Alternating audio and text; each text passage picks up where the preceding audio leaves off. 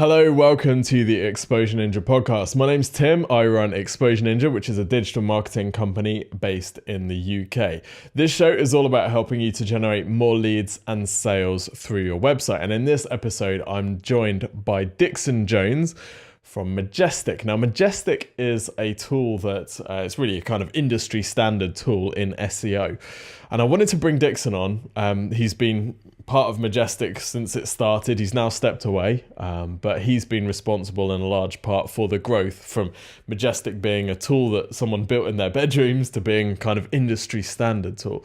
So I wanted to bring him on, not just to talk about Majestic and SEO, but actually how to build a business and a tool that can become industry standard. For a lot of SaaS businesses, software companies, that is the goal, isn't it? The goal is to become one of the 2 or 3 most authoritative tools in the space. Dixon has done that with Majestic. He really interesting guy. He's super down to earth, so don't let that fool you. This guy's a marketing beast. And what they've done with Majestic over the years is just incredible. So I hope you find it really useful. If you're listening to this on the audio, then you can also check out the video on YouTube. So just go to YouTube and search for Exposure Ninja Podcast and you will find us. Don't forget, if you need some help with your digital marketing, then my company, Exposure Ninja, we do digital marketing for businesses of all shapes and sizes. We're known for our SEO content marketing. We build websites, do pay-per-click and Facebook ads as well. We offer something called a free website and marketing review. Now, this review is a chance for you to find out where the areas of greatest untapped potential lie for your business online. So when you fill in the form on our website, what will happen is one of our team will record you a video, usually a 15-minute video, and they'll show you not only what are the areas of low-hanging fruit on your website, but actually how are your competitors generating leads and sales? What are the traffic sources that they're using? And what could you tweak about your own website and digital marketing to get more business through your site? That's really the focus of the review. How can you get more leads and sales? Now, this review is completely free of charge. There's no obligation. There's no sneaky tricks or anything like that. And as I say, it's delivered as a 15-minute video, usually within a few days. If you are interested in requesting a free review for your site, then you can go to exposureninja.com/review. That's exposureninja.com/review. We just ask a few questions about the business and about your marketing goals, and then we'll send your review over to you within a few days. So definitely do that. I hope you enjoy the show with Dixon Jones. And if you've got any questions, feel free to tweet us at Exposure Ninja.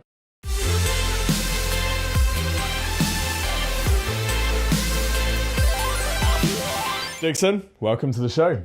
Hi Tim, how are you? Very good, thank you. Very good. Welcome to 2019. Yeah, it goes quick, doesn't it? Sure does. So as you know, in this show, we go behind the scenes of a particular marketing channel, campaign or strategy that you've used to grow a business. We'll find out what you did, how well it worked and what you learned. Ready to lift the curtain? Let's see where we go.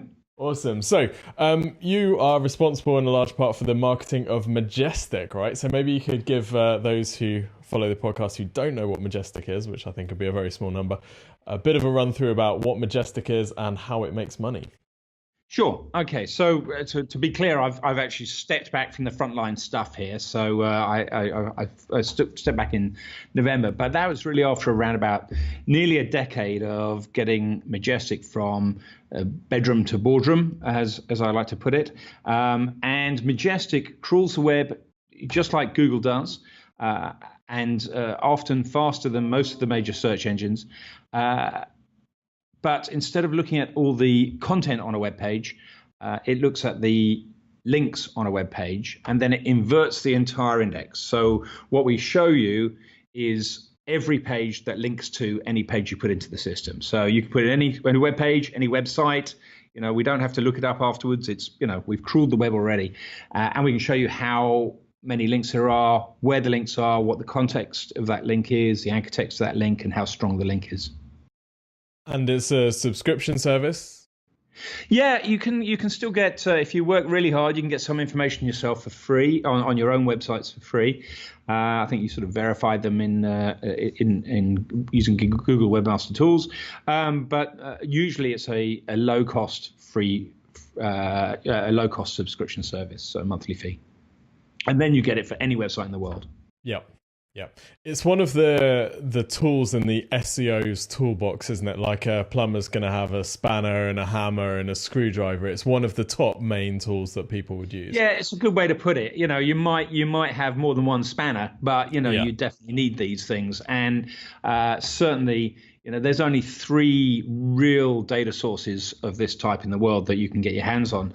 And Majestic is certainly, one of the majors, if not the major, depending on how you look at it. Yeah, you definitely need one or more linked data sources if you're going to do SEO properly. So you've been partly responsible or heavily responsible for making something a kind of industry standard. I don't know if you take the credit for that, but I'll take some of the credit. I mean, I didn't. Don't get me wrong. I'm not the programmer, so I've been the face of Majestic, not the meat, so to speak. But there's some real geniuses in Majestic who have put together the ability to crawl the web at such a big pace, and pretty much, in the early days there was ourselves and Moz were out there, so we sort of competed with each other with our Open Site Explorer.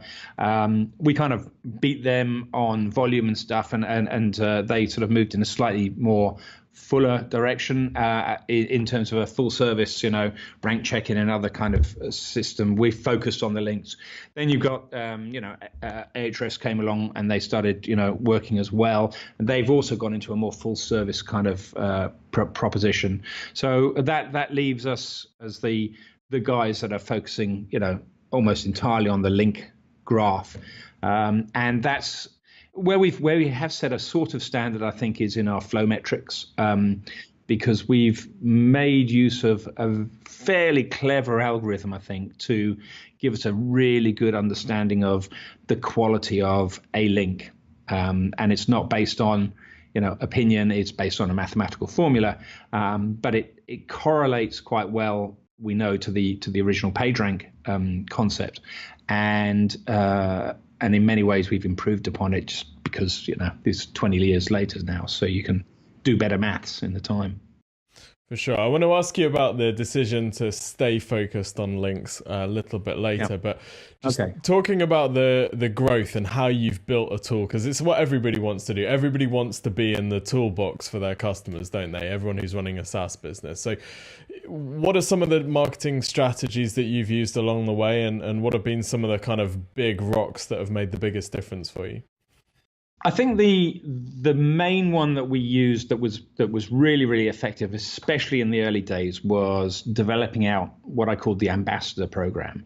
So I started that even before I was full-time marketing director at Majestic. Well, I was marketing director, but not full-time. I was working through my agency, which I had at the time, which was kind of like doing all the marketing for Majestic. And Majestic at the time was ultimately, one guy in his bedroom still at that particular point. So we didn't have a huge amount of budget. In fact, we had very little budget. In fact, our agency was working on a performance-based model, not on a day rate model. And so what we did was we looked at the very few customers that had at that sort of time, and there were a few that had got it, like I got it, and why I wanted to get so involved with Majestic. There are a few others around the world that had got it, and so we talked with those guys and brought them to the fore. So, gave them a lot of resources to encourage them to talk about Majestic. And we used them to help develop us in countries. So we had ambassadors in each of the countries that we concentrated on, who were able to sing our praises, but also were influencers enough in their own right within the SEO industry to carry some gravitas. And then we had them come to conferences with us. They looked after our stands at conferences. So maybe I was there with the US ambassador or the Italian ambassador and stuff. And the great thing about that was we then had effectively our customers on our stands for us, which worked well for both sides, because they got to go to a conference that, maybe they had to fly halfway across America and stay up in hotels. So we were paying for all of that for them, which we'd have to do if we were paying somebody that we just hired in anyway, but these guys really knew the product and they really loved the product. And and that was infectious on the stands, or that was infectious at conferences, whether they were speaking or looking after stands. And so that helped us to develop the network on a global basis, because the thing about a Majestic's tool set is that you need to crawl the whole world to get the data. You can't just say, oh, I'm going to crawl these pages in this sector.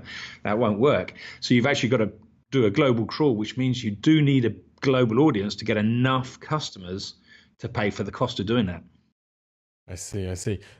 It sounds like every business's dream to have your customers willingly man your stands at trade shows and do your marketing for you. How did you have to incentivize these people to do it? Was it enough just to fly them to a trade show and give them a ticket? It depended on who the person was and where you did it. And those relationships are very individual. Some of them did it because they knew me. Some of them did it because they wanted to get the product for free. Some of them did it because they wanted to be on a retainer. So we did all sorts of things. But I think the bit that people enjoyed, regardless of what the commercial arrangements were, the bit that people enjoyed is being part of something that is bigger within the industry, and actually being part of that journey was fun for all of us for quite a long time, really.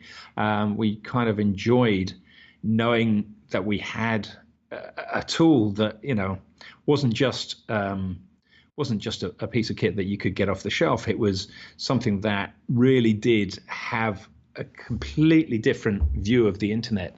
And we knew how big the data set was, and we knew how exciting it was and how difficult it would be for anybody else to make that kind of thing. You can't just wake up one morning. In fact, there was on Upwork, or one of the freelancer systems, somebody put up a system saying, I would like a job saying, I would like someone to build me something like Majestic, budget $500 or something like that. And that made for a very entertaining blog post, I have to say. They took it down. So you were running influencer marketing before influencer marketing was a thing, essentially. Yeah, I think that's fair to say, and I think it was very, very successful in those days. And I didn't, when I hear about influencer marketing being talked about now, they're really talking about trying to grab, great big Kardashian stars and things like that. I don't think that's where influencer marketing was for me. It was really finding the right person to love the product that we were involved with. And there was only one in each country, really. Well, maybe in the States a few more, but mostly it was one person in each country did the job for us. And if I'd spread myself too thin, I think I would have done a disservice to the ambassadors as well as to the brand. For sure. Other marketing channels that you might have used? I mean, I've got to ask you, how important has SEO been to the growth of Majestic? Well, SEO was important for a large amount of time. We were top 3 for the phrase SEO for a long time, but we changed our brand name from MajesticSEO.com to Majestic.com. So I wrote a blog post just before we did that, saying, this space for sale on the SERPs, because I knew we were going to lose it. And we did spectacularly, and actually we had some href lang issues after that, which I should have solved earlier, really. But at the same time, by changing our brand from Majestic SEO to Majestic, it elevated our brand status hugely, which was increasingly important in search anyway. I think if you don't have a brand, it's getting harder and harder and harder, So we had to do a little bit of a trade-off at one point. So SEO was important for a while, and from our customer point of view, it's very, very important. But building up that brand was more important, because there are more than 3, link tools out there. But there are only 3 with any real gravitas, I would say, at this stage. That said, there's a lot of people that are using our data in tools. So there's big companies like the Bright Edges of this world that that will use our data in their suites as well. So our data probably propagates further than many people realize. How do you when we're talking about influencer marketing, it can be one of those channels that's maybe a little bit difficult to track. And I know also you've done a lot of promotion at conferences and sponsoring and that type of thing. So a lot of SaaS businesses these days will focus very narrowly on CPA and exactly what they're getting from each channel. How did you balance that need with just the desire to increase visibility in the industry as a whole? I do a presentation actually on that, which is really about tying in the influencers in the timeline of when you've got new content coming out. And for us, new content was new product. So if it's not, for me over those times, it was about when we got a new product or new feature coming out in the tool set. What I did was a very specific launch sequence.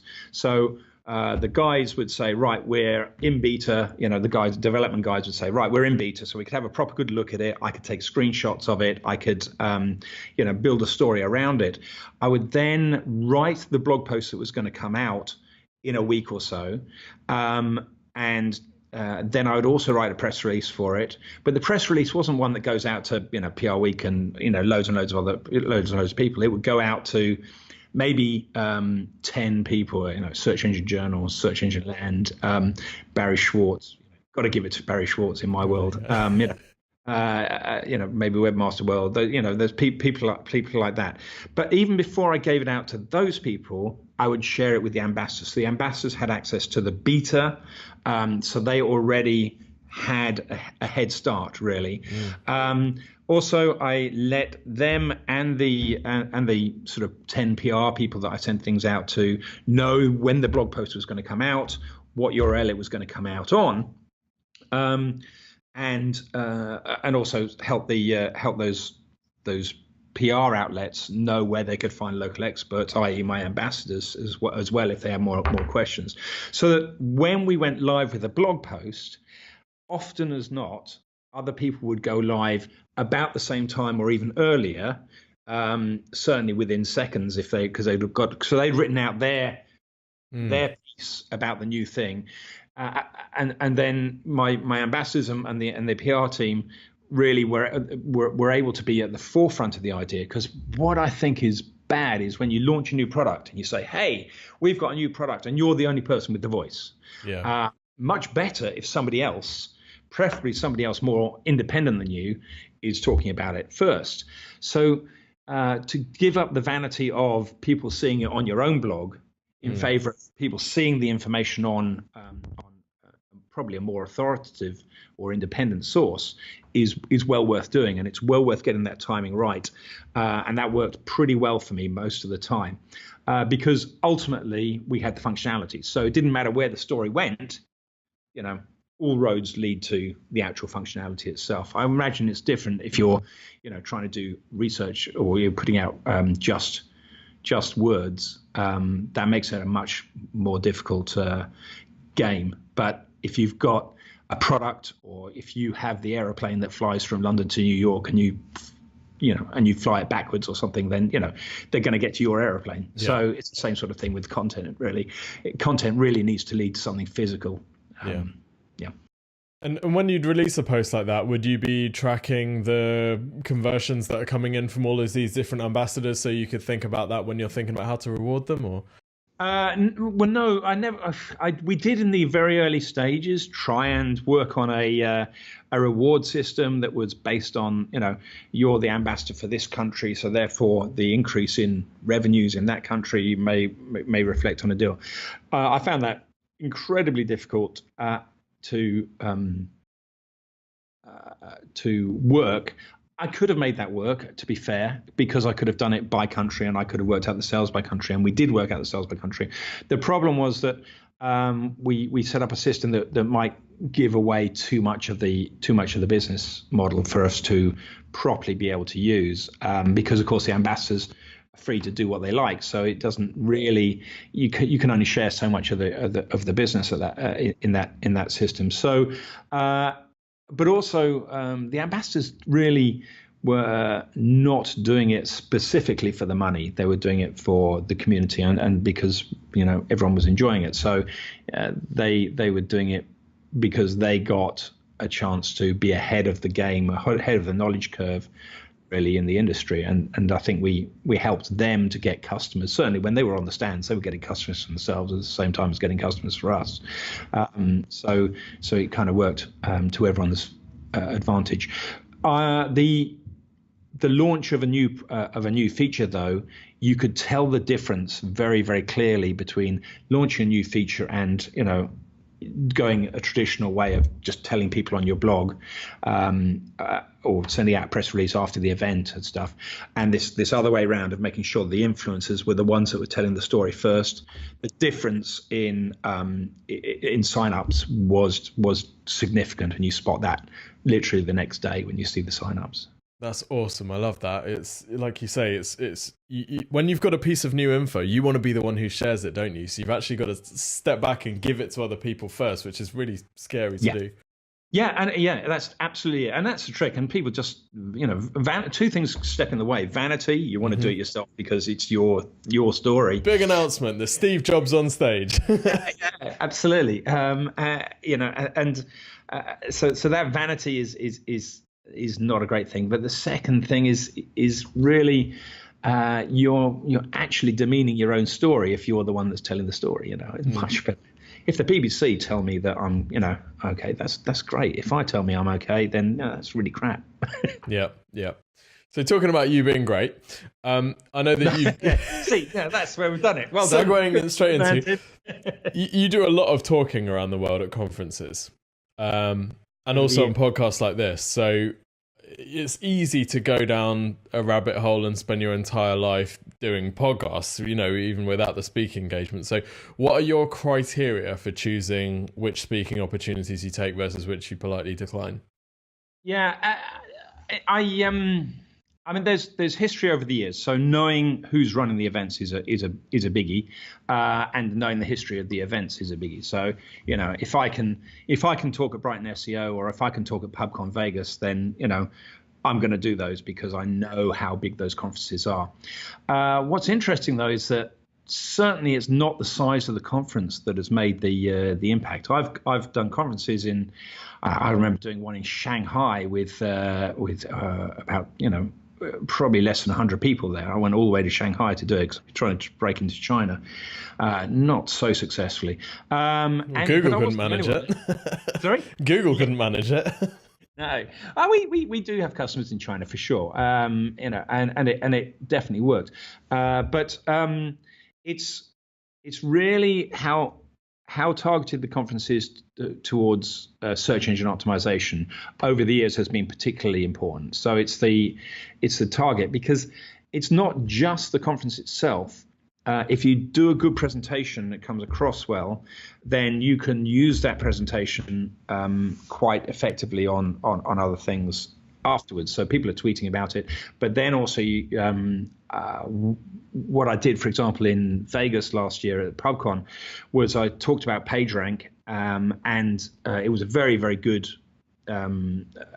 feedback from the presentation. So I recorded the presentation on a thing like this with screencasting and stuff like that, put it up as a video, and it was showing visually how PageRank all worked. And then in the middle of that presentation as well, it said, if you want the spreadsheets that back that up, email talk at majestic.com or talk at dixonjones.com with the word PageRank in the title, and we'll send you the whole spreadsheet and things. So that was a way to further engage people as well. That then takes the work that you've done for preparing for the presentation onto a different level, and actually you can get a lot more people in the follow-up than you actually had in the audience at the time. So it's not necessarily the number of people, but it does help if the quality of the people is right, and it's quality of the speakers, because the speakers going to these events, it's networking with the speakers.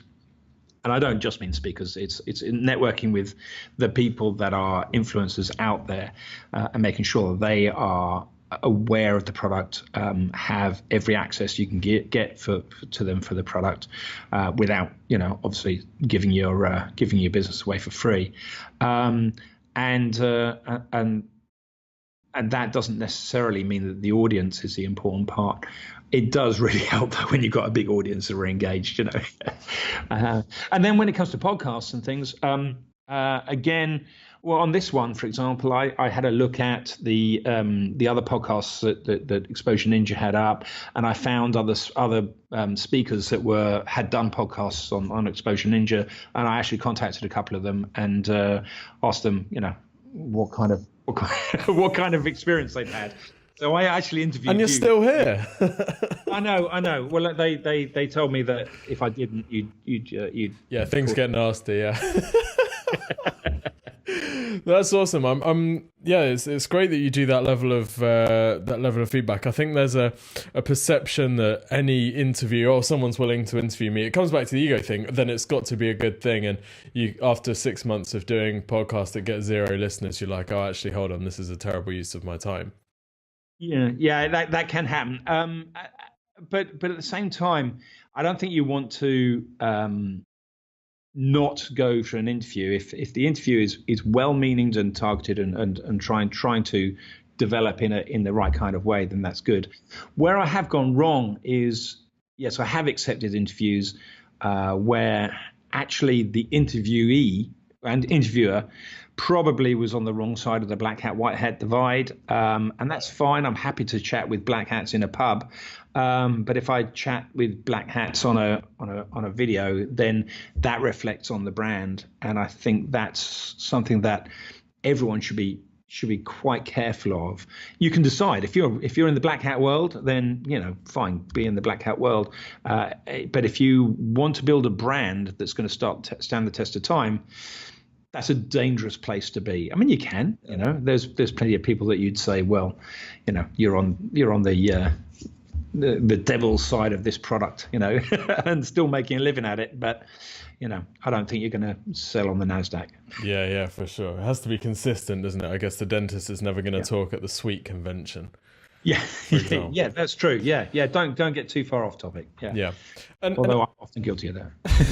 How intentional are you? I hear you say a lot about awareness of Majestic, and clearly a lot of the marketing you do is about just raising visibility as a whole. Do you have a pitch on stage? Go and get your free trial, or go and sign up now? That doesn't seem to be the approach that you take. I certainly used to at the start. I certainly used to give people a free trial, and we actually stopped having free trials on the website, so you had to come to a conference to be able to get the free trial.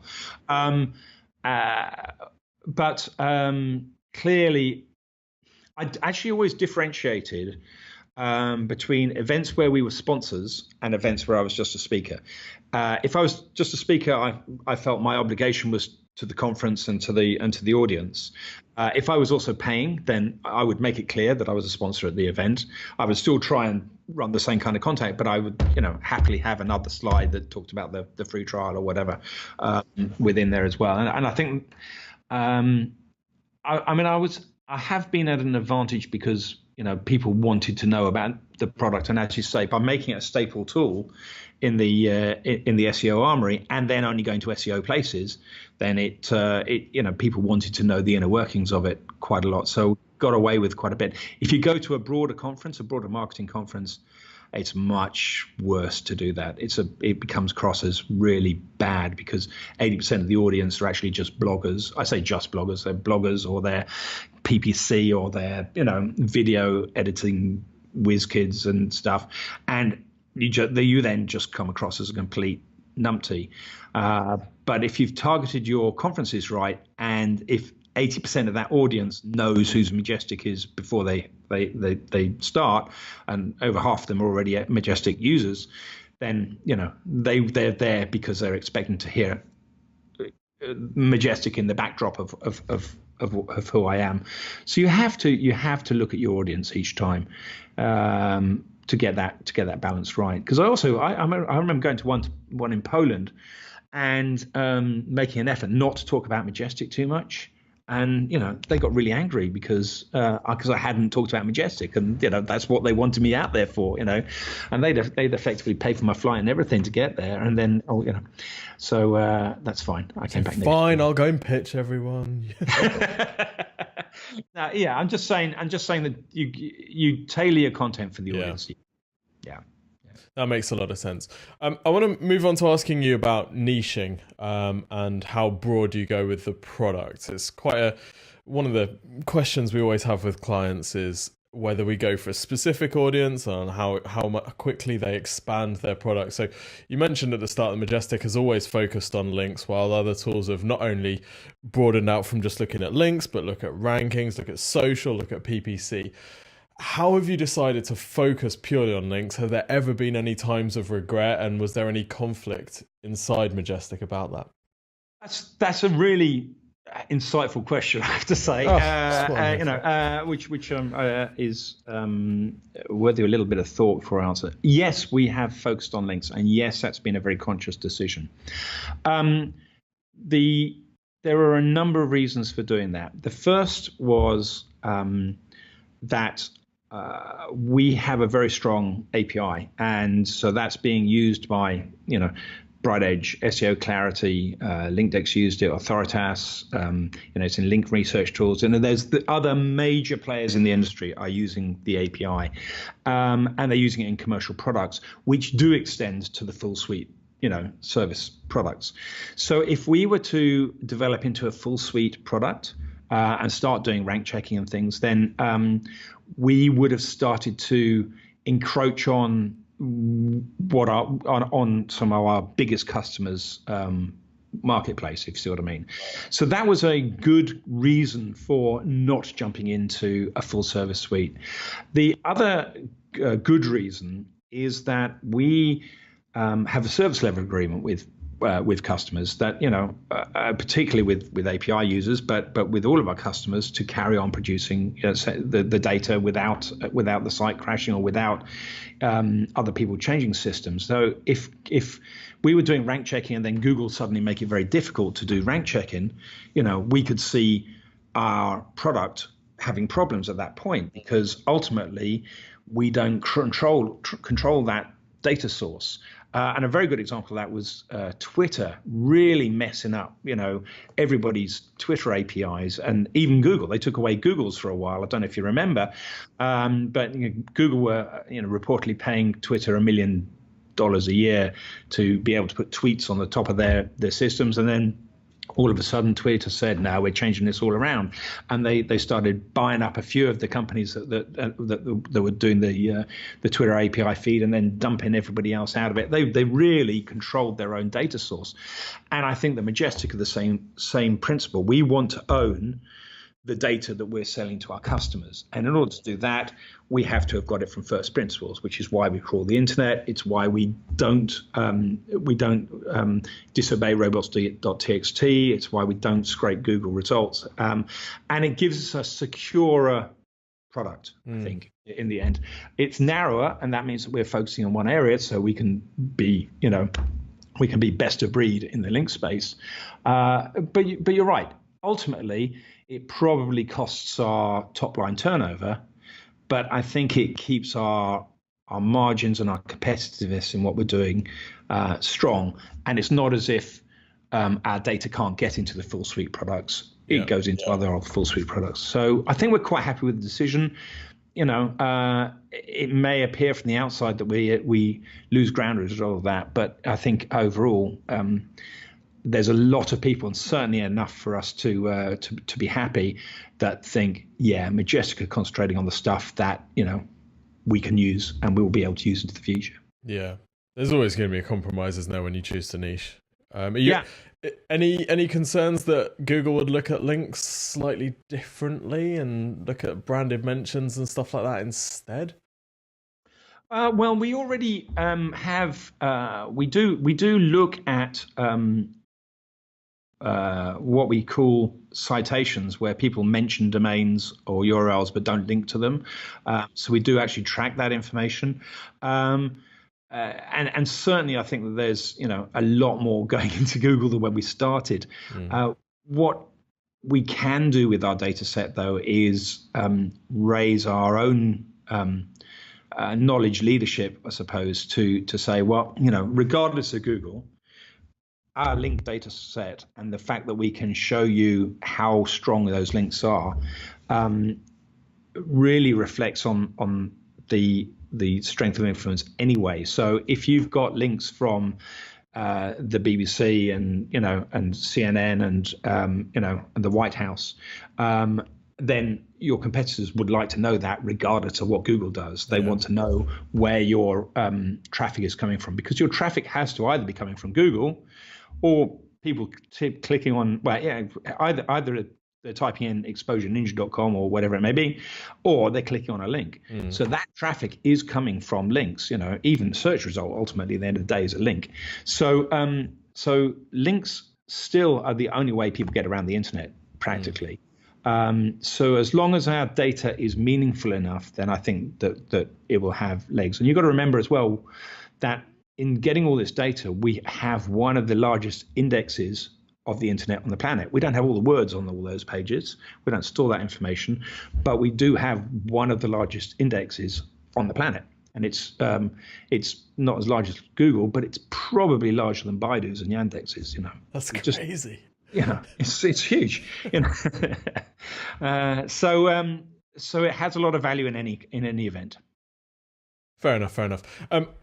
Last section is when I ask you about successes and failures, and then we have some quick fire questions to finish. So successes and failures first. Any examples of marketing channels or campaigns which you thought were going to be, absolute home run, but it ended up being a complete waste of time? So that's not so much a success as a failure. Yeah, that's a failure. So you're asking for me one that does both. Well, okay, I'll go for one that I think was a spectacular success and possibly a failure, depending on your perspective. And I think that so some people may remember that we printed a 3D visualization of the internet on the International Space Station, which is no mean feat. So we made a deal with a company associated with NASA who were building a 3D printer that would work in zero gravity, and they were putting it onto the space station, and we worked with them. So I suppose we effectively sponsored them to take it up onto the space station. And its primary role is to make widgets and screws and things to patch up the space station. So, that's its primary role.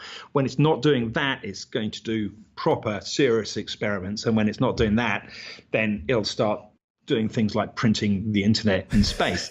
And so we'd already developed a program that would create 3D visualizations of the internet and websites and web pages. And if you go back in the blogs and stuff, there's still some software you can download from the site that will allow you to build a 3D visualization of your own web page on a 3D printer. So we then just wrapped that up and took it up to the internet and did it with the whole internet in the same file. And then that actually came back down to Earth and landed somewhere in the Pacific, and we eventually got it all the way back. And it actually arrived back 2 days before I did a TED talk on the subject, which TEDx, sorry, not TED talk, don't oversell it. So it was great, but that was a brilliant, finale to a really long 2 or 3 year campaign. So it was a success in that it helped us demonstrate that we were more than just a link company, that we were a knowledge first and a knowledge leader, and that we were ambitious. But of course, it did go quite a long way from the idea of link analysis. So it raised our brand and our profile, but not necessarily with our core audience. And with so it was a long way from being able to tie that to CPA, for example. So I'm really pleased that we did it. But would you do it again? Well, I certainly wouldn't do that again because it's done now. We were the first to ever commercially print an object in space, well, any British company anyway, and certainly amongst the first in the world. So I wouldn't do that again. I think that Majestic, as a rule, doesn't want to spend a lot of time going too far from the tree. So we'll try and make sure that it clearly plays to our core values. I think if we do a campaign, then it's more likely to be based around showing link relationships and showing stuff that easily identifies back to the Majestic product. Yeah. Anything that you've done which you really didn't hold out much hope for, but it ended up being amazing?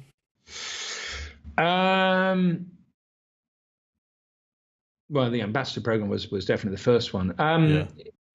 You know what? We did a little thing. It's a clever thing that we do. So we have we spend a lot of time sponsoring hackathons.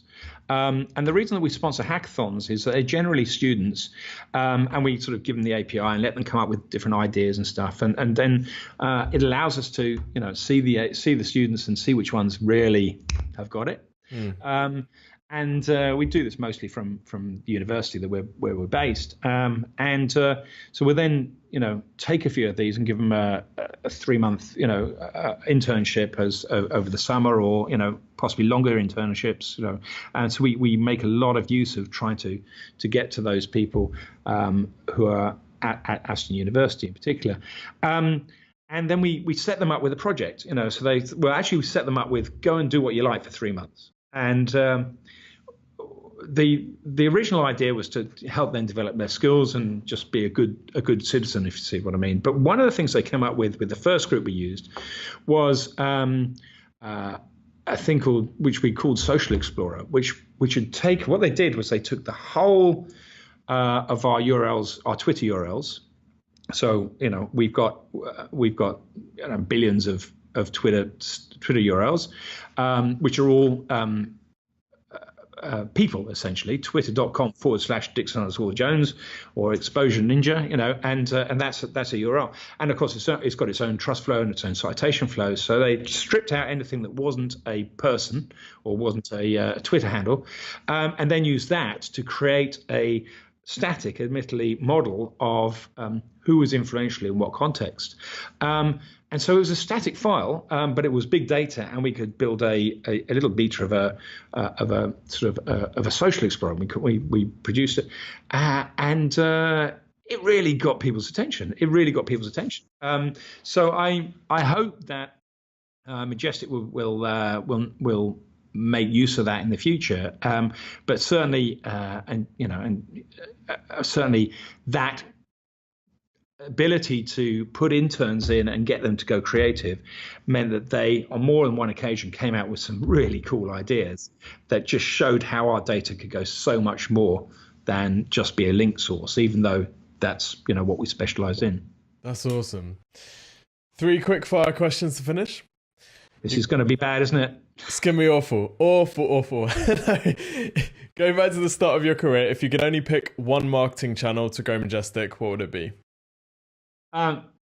Okay. Well, the one that worked was the Ambassador channel. Yeah.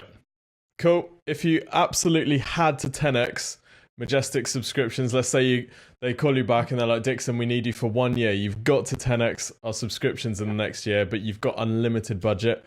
Yeah. What's the first thing that you think you'd do?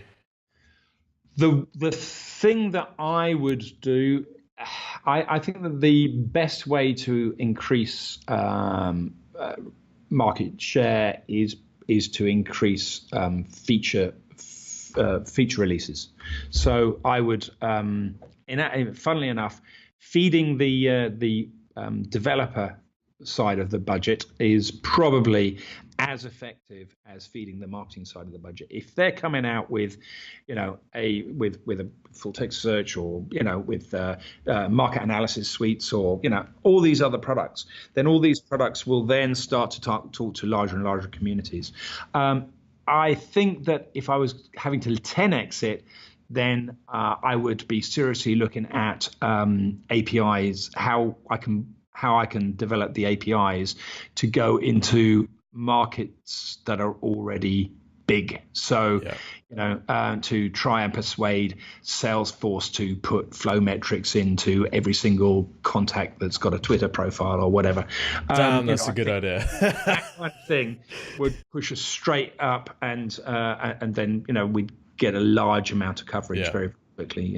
So you'd be looking for a smaller number of big wins to do that then? Strategic partnerships, I think, would be the way. But that doesn't always play well with Majestic's core values of trying to own its production line the whole way along. So there's a trade-off there. But if you're going to make me do 10 times in a year, then I think I'd have to make deals with Microsoft and Twitter and Google, whoever's going to take the data, really. Final question. If you could go back and give yourself one piece of advice on your first day, what would it be? I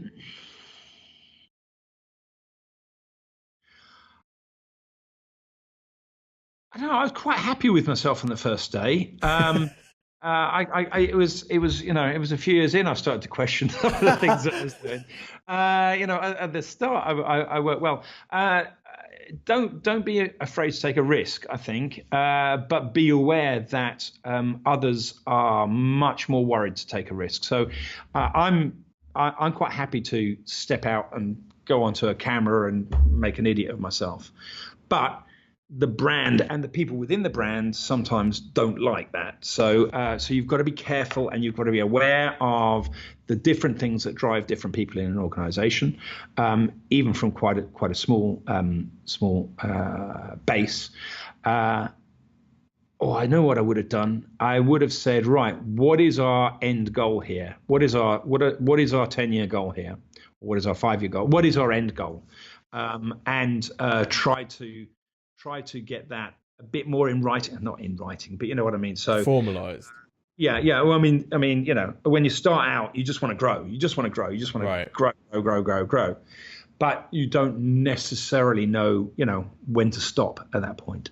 And so I think that probably defining that would give you a little bit more focus on your goals at the start than you otherwise might have.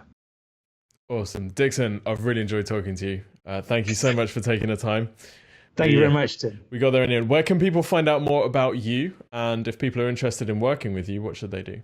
Okay, well, if they want to find out about me as an individual, DixonJones.com is a good place to start. I'm now trying to get involved with other startups, other businesses that haven't yet gone to market. I'd like to do this, all over again. If you've got something that you think needs to go to market, then I'd love to, talk to you about, whether I can do that. Obviously, if you want to get involved in Majestic.com is the place to go, and just have a look out. It's fairly obvious when you get there. You can't miss it. Awesome. Thanks so much, Dixon. Tim, thank you very much.